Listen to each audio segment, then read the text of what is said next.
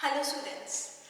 हम लोग cardiovascular drugs के बारे में पढ़ रहे थे और लास्ट लेक्चर के अंदर हमने कार्डियोवैस्कुलर ड्रग्स के अंदर कवर किया था कि हमारे पास जो फर्स्ट क्लास आती है ड्रग्स एक्टिंग ऑन सीएनएस के थ्रू हाइपरटेंशन को हम कैसे ट्रीट कर सकते हैं। अब इस लेक्चर के अंदर हम फर्दर क्लासेस के बारे में पढ़ेंगे और उनके एजेंट्स के बारे में पढ़ेंगे। तो बेसिकली इस लेक्चर के अंदर हम 5 क्लासेस ऑफ ड्रग्स कवर करेंगे: ganglionic blockers, adrenergic neuron blockers, adrenergic receptor blockers, vasodilators और कैल्शियम चैनल ब्लॉकर्स। तो अभी ये जो सारे हमारे पास ड्रग्स हैं ये हम इंडिविजुअली एक बारी जब हम एड्रेनर्जिक ड्रग्स के बारे में पढ़ रहे थे और गैंग्लियोनिक ब्लॉकर्स के बारे में पढ़ रहे थे तब हम एक बार इनको पढ़ चुके हैं और उनके अंदर हमने यूज के अंदर पढ़ा था कि ये जो ड्रग्स हैं ये हमारे पास as antihypertensive agents use होती है, राइट। इस लेक्चर के अंदर बहुत ब्रीफली बात करेंगे इन ड्रग्स के बारे में और कैसे क्या मैकेनिज्म ऑफ एक्शन रहता है, कौन से एजेंट्स जो हैं वो हमारे पास potent antihypertensive effect show करते हैं। Let's begin. हमारे पास जो सबसे पहली वाली क्लास है दैट इज गैंग्लियोनिक ब्लॉकर्स। अब जो हमारे पास गैंग्लियोनिक ब्लॉकर्स होते हैं ये हमारे पास क्या करते हैं, जो हमारे पास ये क्वाइट इफेक्टिव ड्रग्स हैं, ये जो ड्रग्स हैं ये हमारे पास सिवियर हाइपरटेंशन की ट्रीटमेंट के अंदर यूज किए जाते हैं। जो गैंग्लियोनिक ब्लॉकर्स हैं ये हमारे पास यूज किए जाते हैं सिवियर हाइपरटेंशन की ट्रीटमेंट के अंदर।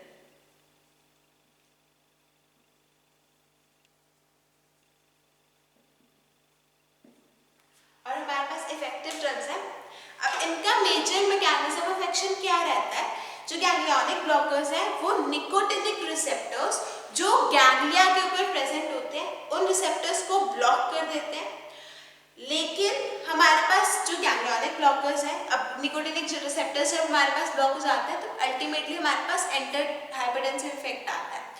तो जब हमारे पास अभी जो गैंग्लियोनिक ब्लॉकर्स हैं इसकी वजह से हमारे पास कुछ बहुत ही हमारे पास प्राइमरी साइड इफेक्ट्स आते हैं, जैसे कि हमारे पास ये ऑर्थोस्टैटिक हाइपोटेंशन कॉज कर देता है, सेक्सुअल डिसफंक्शन कॉज कर देता है और उसके अलावा यूरिनरी रिटेंशन कॉज कर देता है, जिसकी वजह से हमारे पास जो हमारे गैंग्लियोनिक ब्लॉकर्स हैं वो कम यूज किए जाते हैं और सिर्फ जो हमारे पास हाइपरटेंसिव इमरजेंसीज होती हैं, जिस पेशेंट को अगर हमारे पास बहुत ज़्यादा जो ब्लड प्रेशर बहुत ज़्यादा इंक्रीज हो गया, हमारे पास इमरजेंसी कंडीशन आ गई, तो उन पेशेंट्स के अंदर हमारे पास गैंग्लियोनिक ब्लॉकर्स दिए जाते हैं।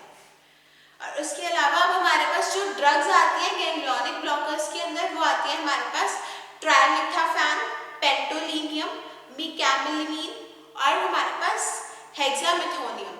कौन सी ड्रग्स आती हैं हमारे पास?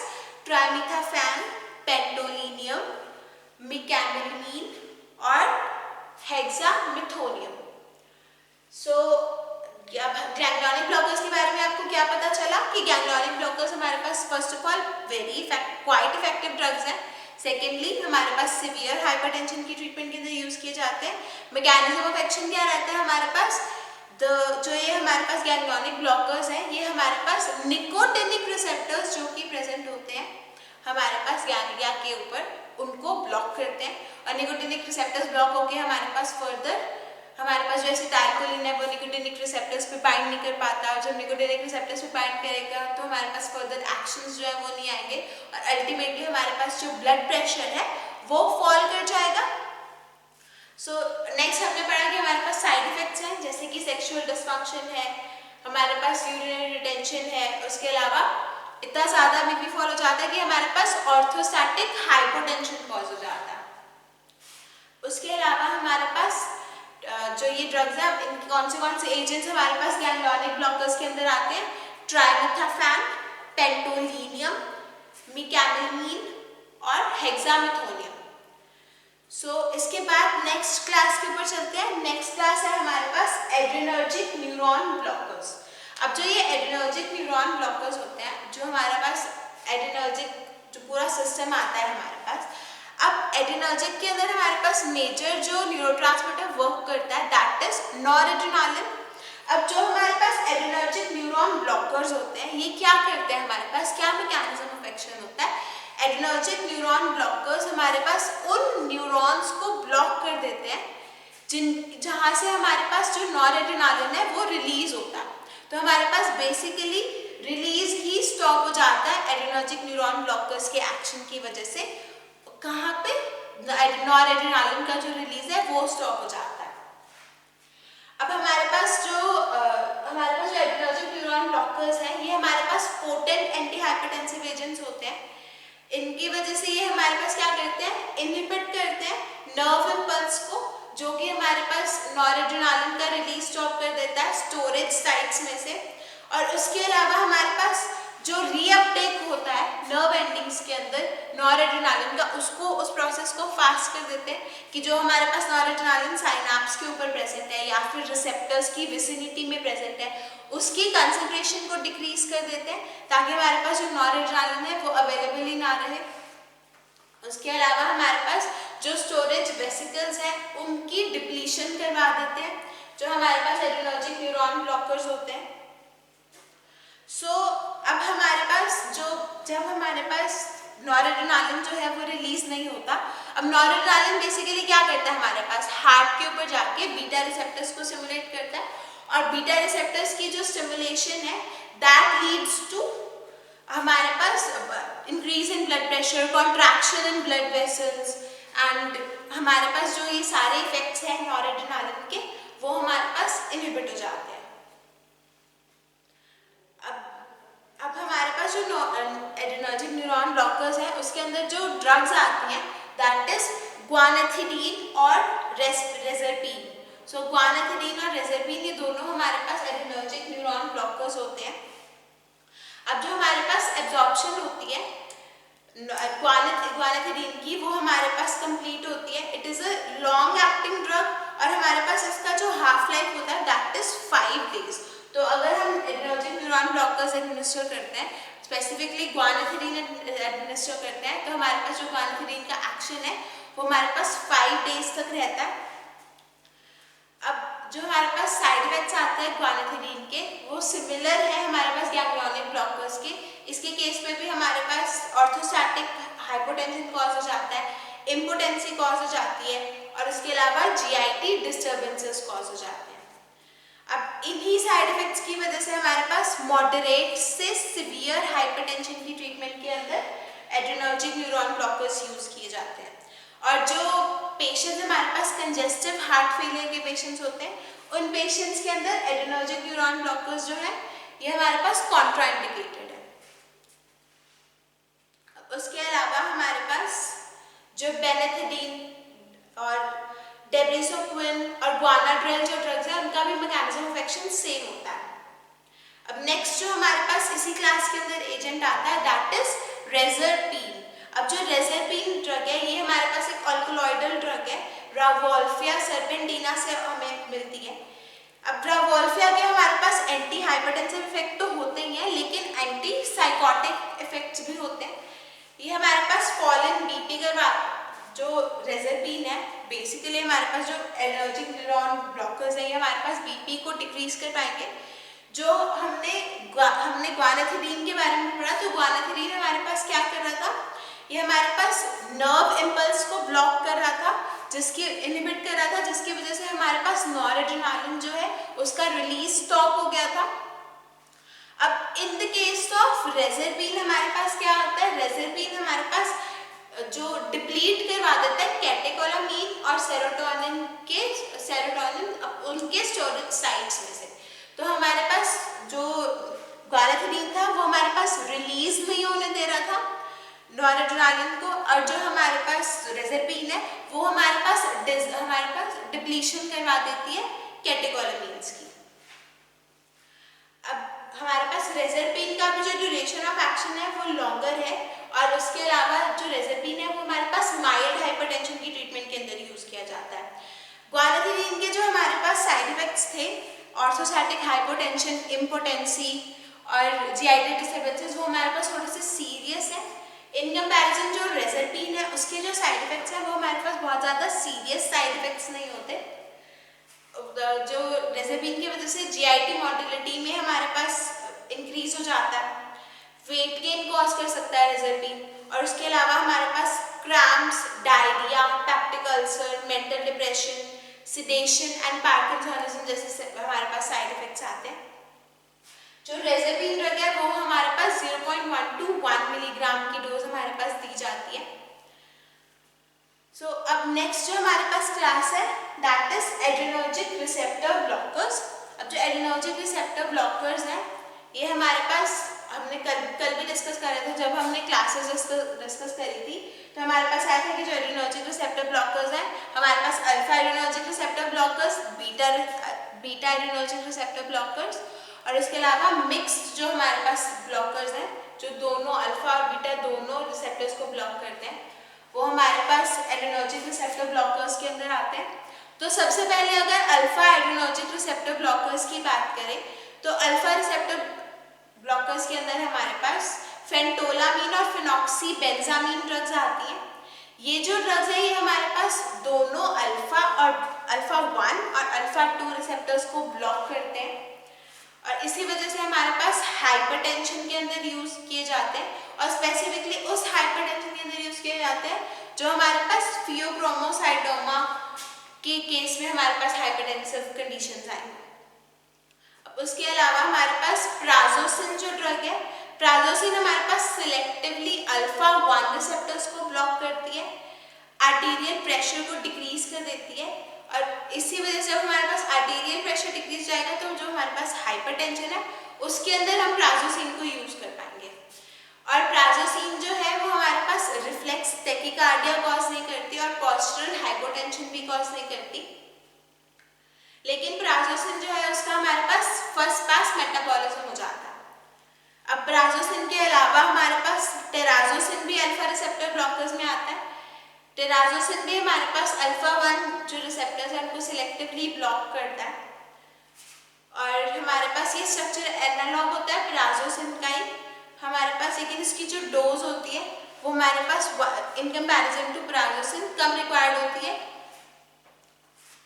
नेक्स्ट जो हमारे पास क्लास आती है दैट इज बीटा ब्लॉकर्स। अब जो बीटा ब्लॉकर्स होते हैं वो हमारे पास क्या करते हैं, बीटा रिसेप्टर्स जो कि हार्ट के ऊपर प्रेजेंट होते हैं उनको हमारे पास इनहिबिट करते हैं और हमने पढ़ा था कि बीटा रिसेप्टर्स जो है वो हमारे पास किसके लिए रिस्पॉन्सिबल होते हैं, beta receptors are responsible for stimulation of heart. तो जब हमारे पास बीटा रिसेप्टर्स ब्लॉक हो जाएंगे तो हमारा हार्ट जो है वो स्टिमुलेट नहीं होगा, हमारे पास फोर्स ऑफ कंट्रैक्शन इंक्रीज नहीं होगा, कार्डियक आउटपुट इंक्रीज नहीं होगा और हमारे पास जो ब्लड प्रेशर है वो भी इंक्रीज नहीं होगा और हमारे पास हाइपरटेंशन की हम ट्रीटमेंट कर पाएंगे बीटा रिसेप्टर ब्लॉकर्स को यूज करके। अब हमारे पास जो बीटा रिसेप्टर ब्लॉकर्स हैं वो मेजरली हमारे पास कार्डियक आउटपुट और कार्डियक एक्टिविटी को डिक्रीज कर देते हैं। उसके अलावा हमारे पास प्लाज्मा रेनिन एक्टिविटी जो है उसको भी डिक्रीज कर देते हैं बीटा ब्लॉकर्स और जो सेंट्रल बीटा रिसेप्टर्स हैं उनको भी ब्लॉक कर देते हैं और इसी वजह से हमारे पास जो बीटा रिसेप्टर्स हैं वो माइल्ड से लेके मॉडरेट हाइपरटेंशन के अंदर यूज किए जाते हैं।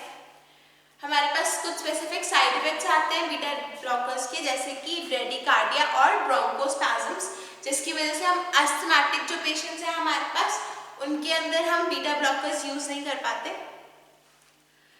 बीटा ब्लॉकर्स के अंदर हमारे पास ड्रग्स आती है प्रोपैनोलॉल, एटिनोलॉल और मीटोप्रोलॉल। अब प्रोपैनोलॉल जो ड्रग है वो हमारे पास 20 to 40 mg thrice in a day prescribe की जाती है generally in the case of mild to moderate hypertension और मीटोप्रोलॉल हमारे पास 100 to 200 mg 2 times a day prescribe की जाती है और उसके अलावा एटिनोलॉल जो है वो हमारे पास 50 to 100 mg प्रिस्क्राइब की जाती है और जो हमारे पास बीटा ब्लॉकर्स है वो हमारे पास हाइपरटेंशन के अलावा एंजाइना, सुप्रावेंट्रिकुलर एरिथमियास और थायरोटॉक्सिकोसिस के अंदर भी यूज किए जाते हैं। नेक्स्ट जो हमारे पास क्लास आती है ड्रग्स की दैट इज मिक्स्ड ब्लॉकर्स और मिक्स्ड ब्लॉकर्स के अंदर हमारे पास जो एजेंट आता है दैट इज लाबेटालॉल। अब जो लाबेटालॉल हमारे पास एजेंट है ये हमारे पास अल्फा एड्रेनर्जिक रिसेप्टर्स और बीटा एड्रेनर्जिक रिसेप्टर्स दोनों रिसेप्टर्स को ब्लॉक करता है और हमारे पास जो लाबेटालॉल है वो कोई रिफ्लेक्स टैकीकार्डिया हमारे पास कॉज नहीं करता और ये कार्डियक आउटपुट को भी डिक्रीज नहीं करता। जो लाबेटालॉल की प्रिस्क्राइब्ड डोसेज है दैट इज 300 to 500 mg। और ये आईवी के थ्रू दी जाती है। अब जो हमारे पास हाइपरटेंसिव क्राइसिस हो जाता है, उस केस में हम लाबेटालॉल यूज करते हैं। और लाबेटालॉल के अलावा हमारे पास कार्वेडिलॉल और डेल्वालॉल हमारे पास दो और ड्रग्स हैं जो कि हमारे पास मिक्स्ड ब्लॉकर्स के अंदर आती है। अल्फा रिसेप्टर्स को भी और बीटा रिसेप्टर्स को भी हमारे पास ब्लॉक करती है। सो नेक्स्ट जो हमारे पास क्लास आती है दैट इज वेसोडाइलेटर्स। अब जो वेसोडाइलेटर्स हमारे पास क्लास होती है, वेसोडाइलेटर्स हमारे पास क्या करते हैं, जो हमारे पास आर्टीरियल ब्लड वेसल्स होती हैं उन ब्लड वेसल्स को डायलेट कर देती हैं। और जब हमारे पास जो ब्लड वेसल्स हैं वो डायलेट हो जाती हैं तो अल्टीमेटली हमारे पास क्या आ जाता है, जो ब्लड प्रेशर है वो फॉल कर जाता है। क्योंकि हमारे पास जब ब्लड वेसल्स हमारे पास डायलेट हो जाती हैं तब क्या होता है, हमारे पास जो पेरिफेरल वैस्कुलर रेजिस्टेंस होती है वो डिक्रीज हो जाती है। और पेरिफेरल वैस्कुलर रेजिस्टेंस को डिक्रीज होने की वजह से हमारे पास जो ब्लड प्रेशर है वो डिक्रीज हो जाता है। अब हमारे पास जो हमारे वेसोडाइलेटर्स हैं, वेसोडाइलेटर्स हमारे पास कुछ सीवियर साइड इफेक्ट्स कॉज कर सकते हैं, जैसे कि हेडेक और फ्लशिंग कॉज कर सकते हैं, टेकीकार्डिया कॉज कर सकते हैं और नेजल कंजेशन कॉज कर सकते हैं। सो क्या होता है हमारे पास वेसोडाइलेटर्स हमारे पास जो ब्लड वेसल्स हैं हमारी उनको डायलेट कर देंगे। जब हमारे पास ब्लड वेसल्स डायलेट हो जाएंगी तब हमारे पास क्या हो जाएगा, जो पेरिफेरल वैस्कुलर रेजिस्टेंस आ रही थी वो हमारे पास डिक्रीज हो जाएगी। जब हमारे पास पेरिफेरल वैस्कुलर रेजिस्टेंस डिक्रीज हो जाएगी तब हमारे पास क्या हो जाएगा, जो ब्लड प्रेशर है वो हमारे पास फॉल कर जाएगा और हमारे पास एंटी हाइपरटेंसिव इफेक्ट आ जाएगा। सो वेसोडाइलेटर्स के अंदर हमारे पास जो एजेंट्स आते हैं, तो सबसे पहला जो एजेंट आता है दैट इज हाइड्रालाजीन। अब जो हाइड्रालाजीन है वो हमारे पास डायस्टोलिक प्रेशर के ऊपर ज्यादा इफेक्ट शो करता है in comparison to systolic blood pressure. तो सिलेक्टिवली अगर किसी पेशेंट का हमारे पास डायस्टोलिक ब्लड प्रेशर इंक्रीज हुआ है तो उसके केस में हम हाइड्रालाजीन प्रिस्क्राइब कर सकते हैं और हमारे पास डायस्टोलिक प्रेशर को रिड्यूस कर देता है हाइड्रालाजीन। और उसके अलावा हमारे पास ये जो डायस्टोलिक प्रेशर रिड्यूस होता है वो कैसे रिड्यूस करता है, पेरिफेरल वैस्कुलर रेजिस्टेंस को डिक्रीज करके। अब हमारे पास जो हाइड्रालाजीन है वो हमारे पास इसके अंदर हमारे पास बीटा रिसेप्टर्स के ऊपर भी इफेक्ट होता है, जिसकी वजह से ये वेसोडाइलेशन कॉज कर सकता है। और वेसोडाइलेशन की वजह से हमारे पास ये एक इफेक्टिव एंटी हाइपरटेंसिव ड्रग है। हाइड्रालाजीन के अलावा हमारे पास वेसोडाइलेटर्स के अंदर मिनॉक्सिडिल एजेंट आता है। अब जो मिनॉक्सिडिल एजेंट है ये हमारे पास 5 mg 1 to 2 times a day hourly prescribe की जाती है। मिनॉक्सिडिल भी हमारे पास आर्टेरियोल्स को डायलेट कर देती है और मिनॉक्सिडिल जो ड्रग है ये हमारे पास सिवियर हाइपरटेंशन के केस में रिजर्व करके रखी जाती है कि अगर हमारे पास कोई और ड्रग वर्क ना करे तो लास्टली हम मिनॉक्सिडिल प्रिस्क्राइब कर देते हैं। अब जो हमारे पास मिनॉक्सिडिल है वो हमारे पास अनवांटेड हेयर ग्रोथ को प्रमोट करती है, इसीलिए हमारे पास जो एलोपेशिया होता है, एलोपेशिया के ट्रीटमेंट के अंदर हम मिनॉक्सिडिल यूज करते हैं। एलोपेशिया क्या होता है, जो हमारे पास अनवांटेड हेयर लॉस हो जाता है, जो हेयर लॉस हो जाता है, एक्सेसिव हेयर लॉस को हम बोलते हैं एलोपेशिया। और एलोपेशिया की ट्रीटमेंट के अंदर भी हमारे पास एक एंटी हाइपरटेंसिव जो ड्रग है वो यूज की जाती है which helps in the growth of the hairs. Minoxidil के अलावा हमारे पास डायाजॉक्साइड हमारे पास यूज की जाती है। अब जो डायाजॉक्साइड है इसका भी हमारे पास पोटेंट एंटी हाइपोटेंसिव इफेक्ट होता है। अब डायाजॉक्साइड है ये भी हमारे पास जो आर्टेरियोलर रेजिस्टेंस है उसको डिक्रीज कर देता है जिसकी वजह से ये हमारे पास इमरजेंसी और हार्ट फेलियर के अंदर यूज किया जाता है। हमारे पास जो डायजॉक्साइड ड्रग है वो हमारे पास हाइपरटेंसिव जो इमर्जेंसीज या इमरजेंसीज या फिर जो हाइपरटेंसिव क्राइसिस आते हैं उनके अंदर मेजरली यूज किया जाता है और हमारे पास इंट्रावेनस इंजेक्शंस रैपिडली या फिर इमीडिएटली दिए जाते हैं अगर कोई हमारे पास हाइपरटेंसिव क्राइसिस का पेशेंट आ जाए। तो इन हिस केस हमारे पास डायज़ोक्साइड का इंट्रावेनस इंजेक्शंस प्रेफर किए जाते हैं। अब डायज़ोक्साइड एडमिनिस्टर करने के 3 से 5 मिनट बाद हमारे पास जो ब्लड प्रेशर है वो फॉल कर जाता है, और जो ये इफेक्ट है हमारे पास ब्लड प्रेशर के फॉल करने का वो हमारे पास 4 to 12 आवर्स तक हमारे पास लास्ट करता है। और डायज़ोक्साइड का हमारे पास 300 mg का बोलस इंजेक्शन दिया जाता है इमरजेंसीज के केस में। अब उसके अलावा हमारे पास अब तक हमने 3 एजेंट्स के बारे में पढ़ा, हाइड्रोलाजीन, मिनॉक्सिडिल और डायज़ोक्साइड। इनके अलावा हमारे पास one of the most important जो वेसोडाइलेटर्स के अंदर ड्रग आती है दैट इज सोडियम नाइट्रोप्रोसाइड। अब जो सोडियम नाइट्रोप्रोसाइड है ये हमारे पास दोनों हमारे पास मसल्स, स्मूथ मसल्स के ऊपर एक्ट करती है, आर्टीरियोलर के ऊपर भी और वीनस के ऊपर भी, और जिसकी वजह से हमारे पास जो पेरिफेरल रेजिस्टेंस है वो डिक्रीज हो जाती है। जो ऑनसेट ऑफ एक्शन है सोडियम नाइट्रोप्रोसाइड का वो हमारे पास रैपिड होता है लेकिन शॉर्ट ड्यूरेशन होती है। और जो हमारे पास सोडियम नाइट्रोप्रोसाइड है इसका आईवी के थ्रू हमारे पास रेगुलर कॉन्टिन्यूस इन्फ्यूजन दिया जाता है। शॉर्ट एक्टिंग ड्रग होती है हमारे पास, इसीलिए हाइपरटेंसिव इमरजेंसीज के अंदर सोडियम नाइट्रोप्रोसाइड दी जाती है। हमारे पास जो सोडियम नाइट्रोप्रोसाइड है ये हमारे पास एक्ट करती है स्पेसिफिकली हमारे पास जो नाइट्रस ऑक्साइड है उसका डिप्लीशन करवा के। सो बेसिकली क्या होता है हमारे पास सोडियम नाइट्रोप्रोसाइड जो है वो नाइट्रस ऑक्साइड के अंदर कन्वर्ट हो जाती है जब हमारी बॉडी के अंदर जाती है, और जो नाइट्रस ऑक्साइड है वो हमारे पास स्मूथ मसल सेल्स के ऊपर अटैच हो जाता है और हमारे पास वेसोडाइलेशन कॉज कर देता है। और हमारे पास जो ये वेसोडाइलेशन कॉज होती है ये हमारे पास बहुत ज़्यादा एक्सटेंसिव होती है, जिसकी वजह से हमारे पास रैपिड फॉल हो जाता है ब्लड प्रेशर के अंदर, और हमारे पास रिलैक्सेशन हो जाती है वेन्स और आर्टरीज की। अब हमारे पास जो सोडियम नाइट्रोप्रोसाइड है वो हमारे पास पेरिफेरल रेजिस्टेंस को, जो प्रीलोड और आफ्टर लोड का हमारे पास जो रेजिस्टेंस है उसको डिक्रीज तो करता ही है, लेकिन हमारे पास जो ऑक्सीजन कंजम्पशन है उसको भी डिक्रीज कर देता है। अब हमारे कुछ साइड इफेक्ट्स आते हैं हमारे पास सोडियम नाइट्रोप्रोसाइड के, जैसे कि अटैक्सिया कॉज करता है, रिजिडिटी कॉज करता है, कन्वर्जेंस कॉज करता है और मेटाबॉलिक एसिडोसिस कॉज करता है। लास्ट जो हमारे पास क्लास आती है इस लेक्चर के regarding that is calcium channel blockers.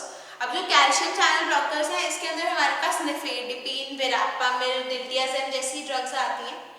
तो हमारे पास जो ये कैल्शियम चैनल ब्लॉकर्स हैं ये भी हमारे पास क्या करते हैं, फोर्स ऑफ कंट्रैक्शन को डिक्रीज करा देते हैं हार्ट की, कैल्शियम के चैनल्स को ब्लॉक करके। और सेकेंडली हमारे पास इनका वेसोडाइलेटर इफेक्ट होता है। हमारे पास कैल्शियम चैनल ब्लॉकर्स जो है वो वेसल्स को डायलेट कर देते हैं, जिसकी वजह से भी हमारे पास जो ब्लड प्रेशर है वो फॉल कर जाता है, और हमारे पास 10 मिनट्स के अंदर अंदर एडमिनिस्ट्रेशन के बाद हमारे पास हाइपोटेंसिव इफेक्ट शो होता है। अब उसके अलावा हमारे पास ये जो ड्रग्स हैं ये हमारे पास जो सीवियर हाइपरटेंशन है उसके केस में यूज किया जाता है, और उन पेशेंट्स के अंदर जो हमारे पास कैल्शियम चैनल ब्लॉकर्स दिए जाते हैं जिन पेशेंट्स के अंदर हमारे पास जो रीनल फंक्शन है वो इम्पेयर्ड हो, या फिर अस्थमा के पेशेंट्स हैं जिनको हाइपरटेंशन हो गया है, या फिर प्रेगनेंसी के टाइम पे अगर हाइपरटेंशन हो गया है, या फिर हमारे पास डायबिटीज वाले पेशेंट को हमारे पास हाइपरटेंशन है, तो हमारे पास कैल्शियम चैनल ब्लॉकर्स दिए जाते हैं। और जो निफेडिपिन ड्रग है इसकी हमारे पास 10 to 20 mg डोज जो है वो प्रिस्क्राइब की जाती है। सो इस लेक्चर के अंदर हमने 5 classes of anti hypertensive drugs के बारे में पढ़ा, हमने एजेंट्स पढ़े कौन से हैं, और हमने एक बेसिक मैकेनिज्म ऑफ एक्शन और साइड इफेक्ट्स के बारे में पढ़ा हर क्लास के बारे में। सो नेक्स्ट लेक्चर के अंदर हम फर्दर क्लासेस जो है हमारे पास डायरेटिक्स से स्टार्ट करेंगे for the treatment of hypertension. Thank you.